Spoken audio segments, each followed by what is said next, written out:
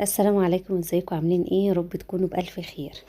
ده النهارده الغدا بتاعنا وحبيت اشارككم معايا كده فيه ونعمله كده مع بعض واوريكم بقى عملنا الملوخيه الخضراء الجميله والبتنجان بقى الروعه اللي انتوا شايفينه ده اللي بيفتح النفس على الاكل، واجمل محشي بقى زي ما انتوا شايفين محشي بتنجان. يلا بينا ندخل على الفيديو. اهو بقى ايه، دمجت الباميه مع البصلايه والثوم. خلاص نجيب بقى حته طماطم كده اللي انا مصلصلاها في الفريزر. خلاص بعدين معلقه صلصه، احب كده الباميه تبقى لونها احمر كده وتحفه. معلقه كده، معلقه زبده بقى كده، وشويه زيت كده صغيرين.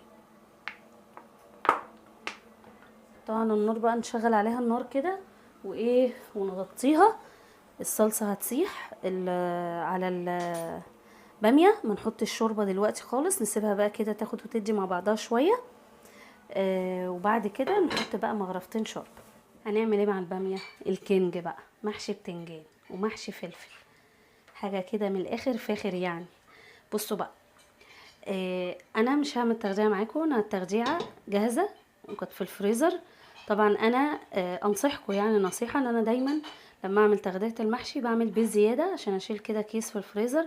لما اشتاق للمحشي وابقى عايزه اعمله ومش قادره بقى اقوم اعمل دبكه واعمل التغذيه وبتاع، بطلعها تبقى جاهزه، يا دوبك اجيب البتنجان واقوره والفلفل وعلى طول احط التغذيه اللي انتوا شايفينها دي كده، يا دوبك تفك وعلى طول ايه، اول ما تفك نحط الخضرة نقطعها مع بعض ونغسل الرز وتعملوا احلى محشي سريع.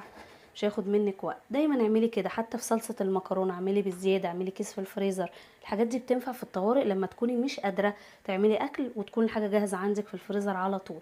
نولع عليها بقى يا دوبك تفك وتغلي وتسخن، نبتدي نشوف هنعمل ايه تاني. شايفين بقى جمال التغذية بعد ما فكت؟ ولا ريحتها وجمالها والبهارات اللي فيها ملهاش حل. لو عايزين بقى تشوفوها عشان انا عامله المحشي في القناه، خشوا كده تصفحوا القناه كده واتفرجوا على الفيديوهات، هتعجبكم قوي ان شاء الله. هتلاقوا بقى الوصفه كامله يعني. غسلت هنا بقى الرز، نزله بقى على التغذيه والخضره الحلوه بتاعتنا.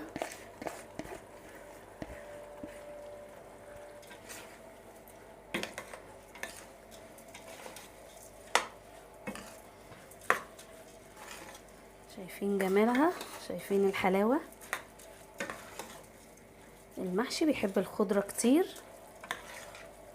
زي ما انتوا شايفين اهو بقى. والفلفل الخطير الحامي ده بيبقى تحفه لما بيتحشي. هحشي البتنجان ونحطه على النار واوريكم بقى التسقيه بتاعته هعمل فيها ايه. تسقيه المحشي، جبت شوربه في حله زي ما انتوا شايفين، وبعد كده نحط مرقه دجاج وسنه 7 بهارات وسنه ملح. وكمان بحب احط قوي في التسقيه بتاعه المحشي سنه كده من البابريكا المدخنه، تبقى حلوه قوي وتدي لون جميل جدا. وسنه شطه بقى للي حابب. وايه تاني؟ وبرده فلفل اسود زي ما انتوا شايفين كده. بحب احط جدا بقى كمان معلقه كده من الزبده، شايفين؟ عشان تظبط ايه الطعم وتعززه. بس كده. اول ما هتغلي نزلها دلوقتي على المحشي زي ما انتوا شايفين. في كمان معلقه بحب احطها قوي، بتفرق قوي في السقيه بتاعه المحشي. تشيلي كده معلقتين من التخديعه بتاعه المحشي، بتخلي لون المحشي خطير كده اهو. بصوا هيبقى لونه احمر وتحفه تحفه. ايه الجمال كله.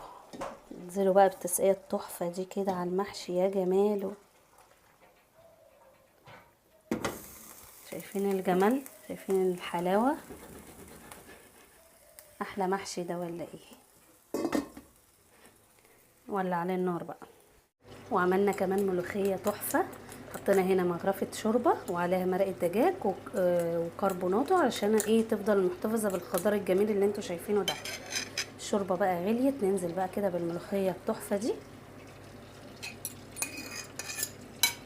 كده.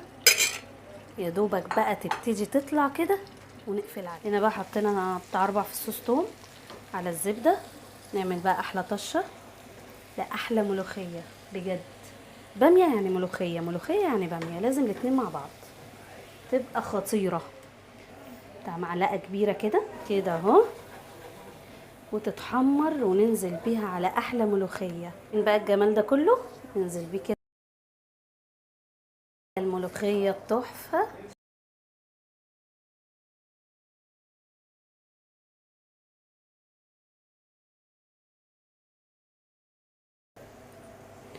وانزلي كده، الله على جمالها ولا ريحتها يا ربي، قلبت الدنيا. الملوخيه دي العشق كله، تتاكل بالعيش تحفه. وده كان غدانا النهارده. ايه رايكم بقى في المحشي التحفه ولا الباميه الخطيره اللي تتاكل بالعيش ملهاش حل؟ والملوخيه مطشه جنان، والبتنجان بقى الروعه. البتنجان ده موجود عندي في القناه، ادخلوا شوفوا انا عملته ازاي، تحفه تحفه، باين عليه وشكله تحفه ولا ريحته وجماله. ده كان اكلنا. يا رب النهارده الفيديو يكون عجبكم، وادعوا لي ان شاء الله ان انا اعمل فيديوهات تانية كتير. ومتشكره جدا جدا لدعمكم ليا، ربنا يخليكم ويبارك فيكم يا رب. نسيبكم ان شاء الله في فيديو جديد ان شاء الله. السلام عليكم ورحمه الله وبركاته.